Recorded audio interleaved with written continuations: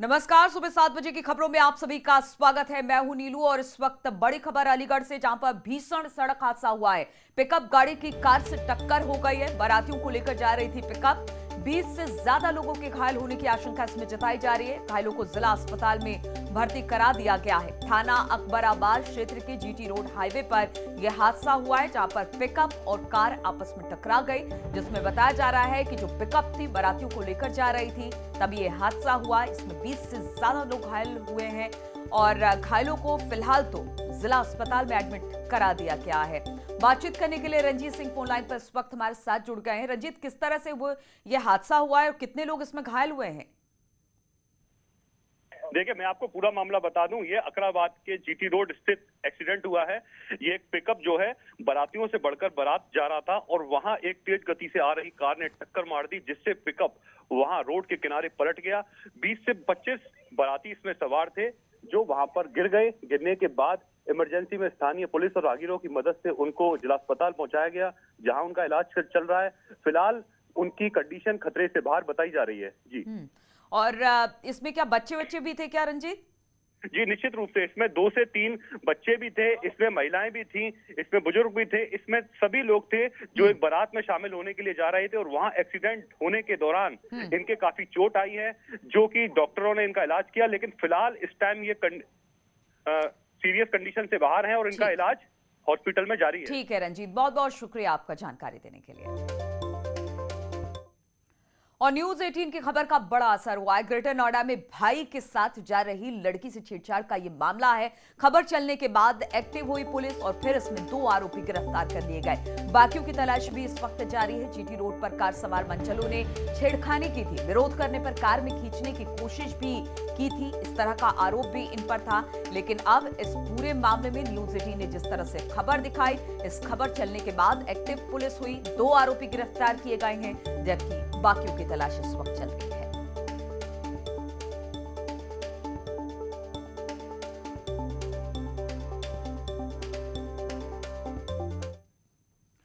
और आगामी विधानसभा चुनाव को लेकर बीजेपी एक बार फिर से किसानों को अपने पक्ष में साधने में जुट गई है। इसके लिए बीजेपी किसान मोर्चा आज प्रदेश भर में ग्राम पंचायतों में किसान चौपाल लगाएगी। प्रदेश के 58,195 ग्राम पंचायतों में ये चौपाल लगाई जाएगी। 31 अक्टूबर तक पार्टी की ओर से ये विशेष अभियान चलेगा। इन चौपालों के जरिए किसानों की आय दुगुनी करने, उनको समृद्धशाली बनाने की केंद्र की मोदी सरकार और प्रदेश सरकार जो योगी सरकार है उनकी ओर से चलाई जाने वाली योजनाओं की जानकारी भी दी जाएगी। इन चौपालों में प्रदेश सरकार के मंत्री, सांसद, विधायक, जिला पंचायत अध्यक्ष मौजूद रहेंगे। दरअसल किसान संवाद कार्यक्रम से धरती पुत्रों का मन टटोल चुका बीजेपी किसान मोर्चा अब खेत खलिहान के बीच चुनावी जमीन मजबूत कर लेना चाहता है और इसके लिए पार्टी किसानों से लगातार संवाद रखना चाहती है और ये चौपाल उसी का नतीजा है।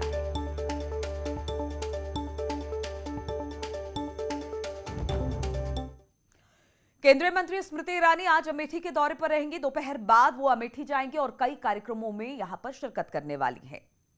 तो आज दोपहर बाद पहुंचेंगी अमेठी स्मृति ईरानी और बताया जा रहा है कि उनके कई कार्यक्रम हैं आज, जिसमें वो शामिल होंगे।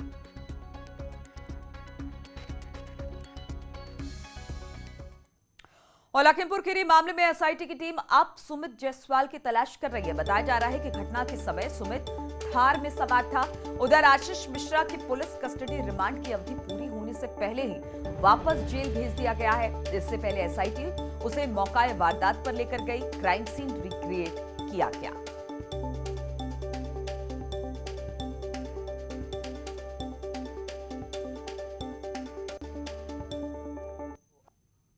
लखीमपुर केस में एसआईटी आशीष मिश्रा, अंकित दास और उसके ड्राइवर शेखर और लतीफ को लेकर क्राइम सीन पर पहुंची और एसआईटी सभी आरोपियों को लेकर तिकोनिया इलाके में उस जगह पर पहुंची जहां किसानों को कार से कुचलने का आरोप है।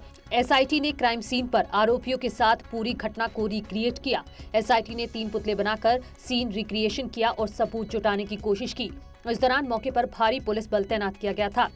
अब तक की जो एसआईटी जांच हुई है उसमें कोई भी पुख्ता साक्ष्य और सबूत एसआईटी के हाथ नहीं लगा है जिसके आधार पर ये कहा जा सके या ये सिद्ध किया जा सके कि आशीष मिश्रा उस वक्त घटनास्थल पर मौजूद था। ऐसे में अब देखना होगा कि एसआईटी यहाँ पर घटनास्थल पर जांच करने के बाद और कौन कौन से वो साक्ष्य और सबूत उनके खिलाफ इकट्ठा करती है या और कौन कौन से साक्ष्य सबूत के साथ पूछताछ में सवाल पूछकर ये पता लगाती है कि आखिर इस घटना का मुख्य जिम्मेदार कौन था जब 3 अक्टूबर को तिकोनिया में हुई हिंसा के दौरान 8 लोग मारे गए। कैमरामैन रवि गुप्ता के साथ राजीव प्रताप सिंह। और आरएसएस के स्थापना दिवस के अवसर पर संघ के सर संघचालक मोहन भागवत देश को संबोधित करने वाले हैं। सुबह 7:30 बजे से नागपुर में यह कार्यक्रम होगा। संघ प्रमुख अपने संबोधन में कोरोना संक्रमण की दूसरी लहर में किए गए सेवा कार्य, संभावित तीसरी लहर की तैयारी, स्वदेशी भाव, देश की बढ़ती जनसंख्या, विश्व में बढ़ रहे आतंक, देश की स्वतंत्रता के 75 वर्ष समेत कई विषयों पर अपनी बात रख सकते हैं। बता दें कि संघ विजयदशमी के दिन अपना स्थापना दिवस मनाता है और आज आरएसएस अपना 96वां स्थापना दिवस मना रहा है। 1925 में डॉक्टर केशव बलिराम हेडगेवार ने संघ की स्थापना की थी।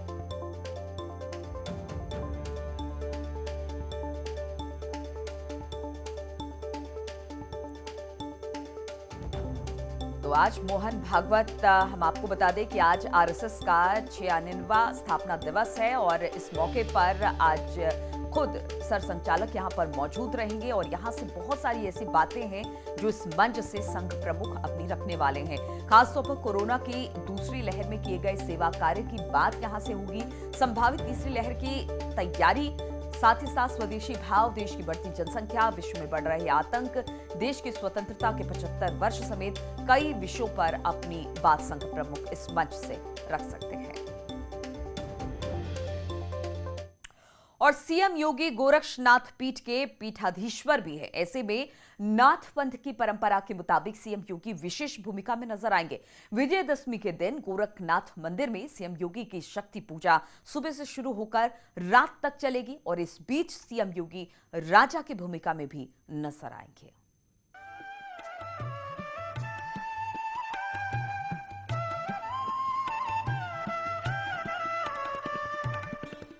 विशेष रूप से पीठाधीश्वर योगी,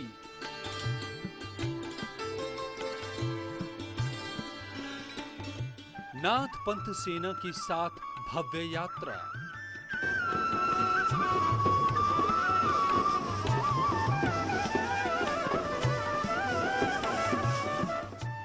राजा के रूप में योगी आदित्यनाथ,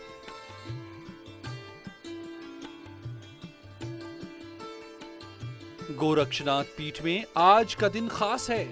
गोरक्षनाथ पीठ के पीठाधीश्वर सीएम योगी की 9 दिन तक चली शक्ति पूजा के बाद विजयदशमी का पर्व इस पीठ के लिए अहम है। पीठाधीश्वर योगी की भूमिका आज संत, महंत, राजा और जज की होगी। तो आइए देखते हैं सीएम योगी किस किस भूमिका में रहेंगे। सुबह से ही शक्ति मंदिर में पूजा अर्चना के बाद सुबह 9 बजे शक्ति मंदिर से प्रस्थान करेंगे। 1 घंटे तक भगवान गोरखनाथ की पूजा करेंगे और उसके बाद मंदिर में सभी विग्रह की पूजा अर्चना करेंगे। इस दौरान पीठाधीश्वर योगी राजसी वेश में रहेंगे और उनके स्वागत के लिए घंटा, शंख, बैंड बजता रहेगा। साथ ही उनकी सेना उनके साथ चलती रहेगी और उसके बाद सुबह 11 बजे दोबारा शक्ति मंदिर में पूजा पाठ करेंगे और वहां 1 घंटे तक शक्ति मंदिर में पूजा अर्चना चलेगी। शक्ति मंदिर में पूजा अर्चना के बाद दोपहर 12 बजे पीठाधीश्वर के तिलकोत्सव का कार्यक्रम चलेगा। तिलक और आशीर्वाद के कार्यक्रम के बाद दोपहर 3:30 बजे दोबारा भगवान गोरक्षनाथ मंदिर में पूजा अर्चना करेंगे। फिर मंदिर से निकलने के बाद भव्य शोभा यात्रा निकाली जाएगी। शोभा यात्रा से पहले पीठाधीश्वर योगी गुरु गोरक्षनाथ का आशीर्वाद लेकर अपने वाहन में सवार होंगे।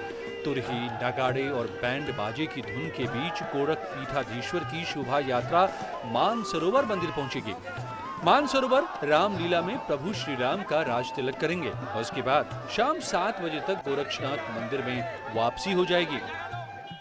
शाम 7 बजे गोरक्षनाथ मंदिर में भंडारे का कार्यक्रम होगा। साथ ही नाथ पंथ के साधु संतों की अदालत लगेगी जिसमें पीठाधीश्वर योगी दंडाधिकारी की भूमिका में होंगे। दरअसल नाथ पंथ की परंपरा में हर साल विजयदशमी के दिन गोरखनाथ मंदिर में पीठाधीश्वर संतों के विवादों का निस्तारण करते हैं। गोरक्ष पीठाधीश्वर योगी आदित्यनाथ नाथ पंथ की शीर्ष संस्था अखिल भारतवर्षीय अवधूत वेश 12 पंथ योगी महासभा के अध्यक्ष भी हैं। इसलिए सीएम योगी आज विशेष भूमिका में रहेंगे। न्यूज़ 18 के लिए गोरखपुर से रामगोपाल द्विवेदी की रिपोर्ट।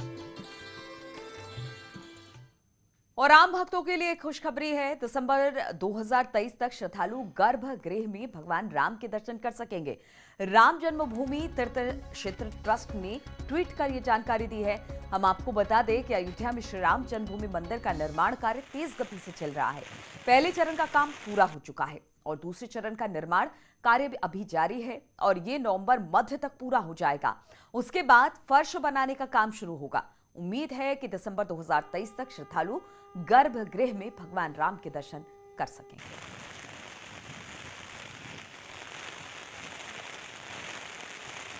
और रुकते हैं एक छोटे से ब्रेक के लिए।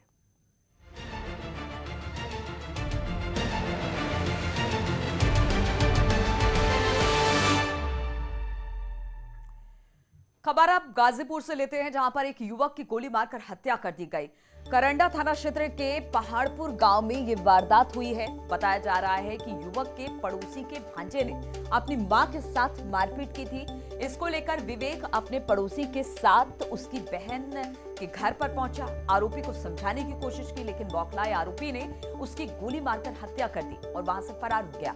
सूचना मिलने के बाद मौके पर पहुंची पुलिस ने केस दर्ज कर आरोपी की तलाश शुरू कर दी है।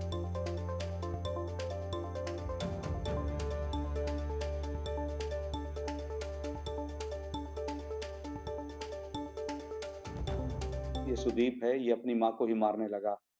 इसकी माँ ने बताया कि ये थोड़ा मेंटली परेशान रहता है और इसका मानसिक इलाज भी चल रहा है। तो इसने बहुत मारा उसे और उसको लगा कि ये कहीं मेरी जान न मार दे। अपनी माँ पर ही इसने कट्टा सटा दिया। इसकी माँ ने किसी तरह से छूट करके अपने मायके फोन लगाया। मायके से इसका छोटा भाई यानी इसका मामा और 2 लड़के और साथ में आए पड़ोस के। उनमें से एक लड़का विवेक था। जब ये लोग गांव पहाड़पुर आए तब उसने जो उसके मामा के साथ एक लड़का आया था विवेक यादव, उस पर गोली चला दी और वो घायल हो गया। और हरदोई के शाहबाद क्षेत्र के निवासी होमगार्ड की ड्यूटी के दौरान संदिग्ध परिस्थितियों में मौत हो गई। रात में उसकी तबीयत बिगड़ने पर जिला अस्पताल में भर्ती कराया गया, जहां पर डॉक्टरों ने उसे मृत घोषित कर दिया। घटना की जानकारी मिलने पर मौके पर पहुंची शहर कोतवाल और सीओ सिटी ने परिजनों को इस बात की सूचना दी। शव को पोस्टमार्टम के लिए भेज दिया गया है। सीओ सिटी ने बताया कि डॉक्टरों ने हार्ट अटैक से मौत की बात कही है। कोतवाली शहर में तैनात सुरेंद्र पाल जी जो रद्देपुरवार रोड पर आज अपनी ड्यूटी कर रहे थे, अचानक उनकी तबीयत खराब हुई। इन्हें जिला चिकित्सालय ले जाया गया और वहां उनकी मृत्यु हो गई है। प्रथम दृष्टया उनकी मृत्यु हार्ट अटैक से होना बताया जा रहा है। पोस्टमार्टम कराया जा रहा है। आवश्यक विधि कार्रवाई की जाएगी। और खाकी वर्दी पहनकर अगर कोई पुलिस वाला बच्चों को पढ़ाता नजर आए तो आप जरूर चौंक जाएंगे। लेकिन प्रयागराज के यमुना पार इलाके में एक पुलिस वाला प्राइमरी स्कूल के बच्चों को पढ़ाता दिखा। उसके पढ़ाने का तरीका भी काफी रोचक है। पुलिस का जिक्र आते ही आमतौर पर लोगों के मन में डर और खौफ का भाव पैदा होता है, लेकिन खाकी वर्दी पहनकर अगर प्राइमरी स्कूल में कोई पुलिस वाला बच्चों को पढ़ाता हुआ नजर आए तो आप जरूर चौंक जाएंगे। ऐसा ही मामला प्रयागराज के यमुना पार इलाके में प्राथमिक विद्यालय पंडितपुरा में देखने को मिला, जहां एक पुलिस वाला वर्दी में बच्चों को पढ़ाता हुआ दिखाई दिया। दरअसल 12 थाने में तैनात सब इंस्पेक्टर शैलेंद्र यादव अपने बिजी शेड्यूल के बावजूद एक अनूठी पहल करते हुए दिखाई दिए। शैलेंद्र के पढ़ाने में खास बात यह है कि बच्चों को कविता के जरिए पढ़ाते हैं, जिससे बच्चों को बड़ी आसानी से पढ़ाई गई बात समझ में आ जाती है। सब इंस्पेक्टर शैलेंद्र यादव ने बताया कि पुलिस की नौकरी में आने से पहले वो शिक्षक रह चुके हैं और उन्हें बच्चों को पढ़ाने का शौक भी है।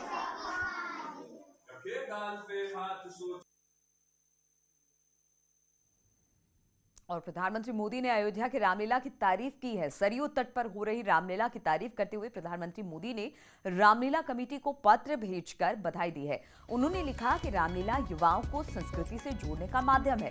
देशवासियों को दशहरे की शुभकामनाएं। आयोजकों का दावा है कि राम भक्तों के प्यार से करीब 20 करोड़ लोगों ने देश भर में अयोध्या की रामलीला लाइव देखी।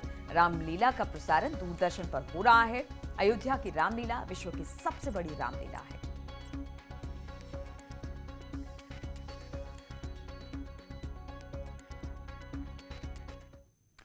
तो इन तमाम खबरों के साथ इस बुलेटिन में फिलहाल इतना ही। रुकेंगे छोटे से ब्रेक के लिए। आगे देखिए उत्तराखंड की खबरें।